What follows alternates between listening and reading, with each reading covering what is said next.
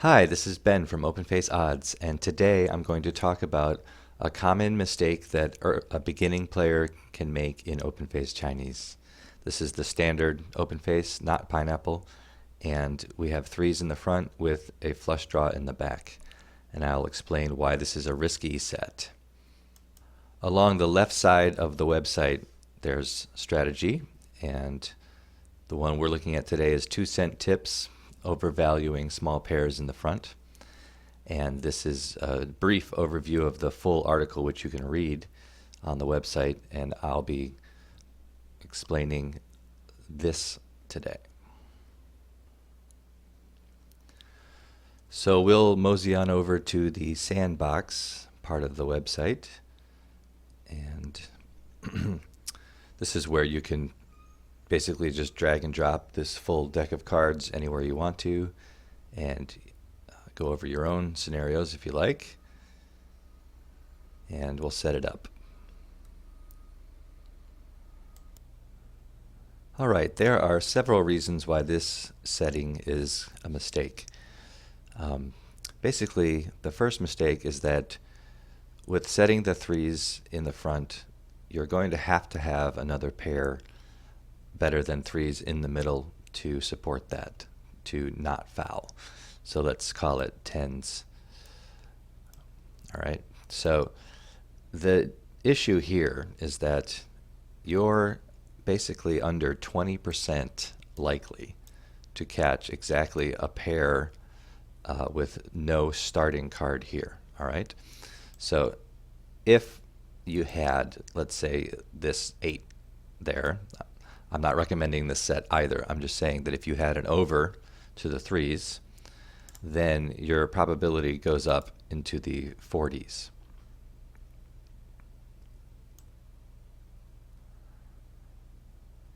And if you had started with 2 overs like this, then your probability to catch one of these to unfoul the front is in the 70s. So you always want to be on the right side of 50% in this game.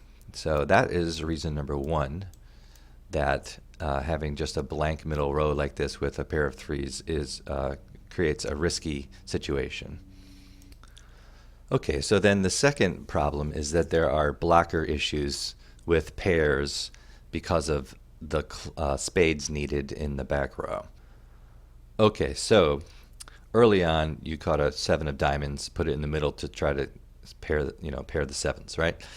Then you're catching a queen, and this being a spade is going in the back row. The deuce of hearts going in the middle, the 10 of hearts going in the middle.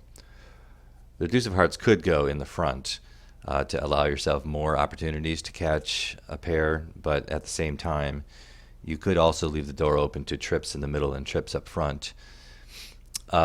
Anyway, so now you have the 7 coming on 10th Street, and you have to decide, are you going to pair your middle or are you going to complete your flush in the back? So I worked out the odds, and basically if you set the 7 in the middle to pair the sevens, you're unfouling the front, which is great, but then you're going to need another spade in the last 3 cards, right? So if your opponent has 2 of those spades, which is perfectly reasonable scenario, you're about a 50-50 to get there. So that's okay. It's not really a great situation, but if you completed the flush, then you have to either pair the 10 or the 7, right, to unfoul the threes in the middle, and that percentage is in the low 40%. And that's if all your outs are live, right? So if your opponent has 2 of your pair outs, then that probability goes down to 25%. So neither choice is great.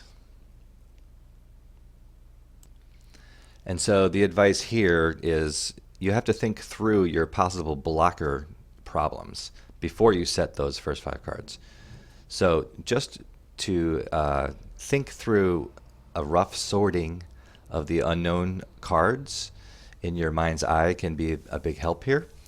An example would be just to remember that if you put that pair of threes in the front, then for any middle row pair that you are hoping that's going to support those threes is really looking at 3 outs per card. So sevens, the diamond, the club, the heart, rather than the full 4 outs, since you have 3 to the flush in the back, and you're going to need your spades for that flush draw.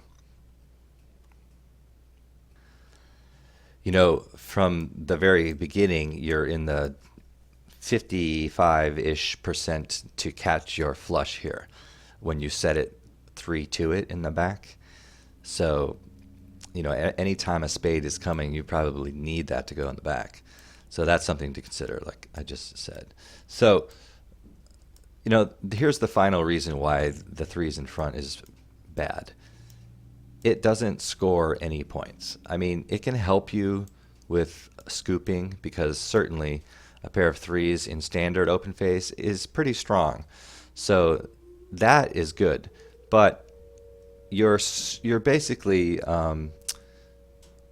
skating underneath the 50% line the whole time through the hand when you set it up like this, because you have to have runner or something here. So it's just risky to begin with. So it's not a very good tactic early on. I probably would prefer this set when you start. Like I said, this getting there on the bottom is in the 50s or 60s, depending on position. In fact, I'll just tell you exactly. We have charts for that. So there's a 3 flush chart right here. You can't see it in the picture, but 3 to the flush when you need runner like that. Here's all the situations. This is for heads up. So when you have 10 outs, which if you were in position, out of position, and had set those 3 spades there, you would be 55%. I'll tighten that up a little so you can see it better. So on the deal, you've got the first 5 cards. You have 3 to the flush. And if you're first to act, which is out of position, then you're in the 55% to get runner flush. If you're in position and you still have the 10 outs, so if they didn't catch any spades, then you're in 63% territory, which is not terrible. And then, so I like that play if you're in position. Out of position, it's a coin flip basically. So just keep that in mind. You're not always getting there. And then, like, if you're in position and they had 2 of the spades, then you'd be looking at just under a coin flip. So just to wrap up, this pair of threes set in the front from the very beginning guarantees that you're swimming upstream against probability the entire hand. It's a mistake that comes from good intentions, right?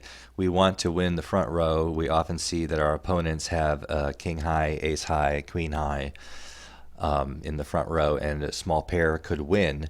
But the problem here is that you're not giving it enough support at the beginning, so you definitely need an over here if you're going to do that. A couple overs wouldn't hurt, okay?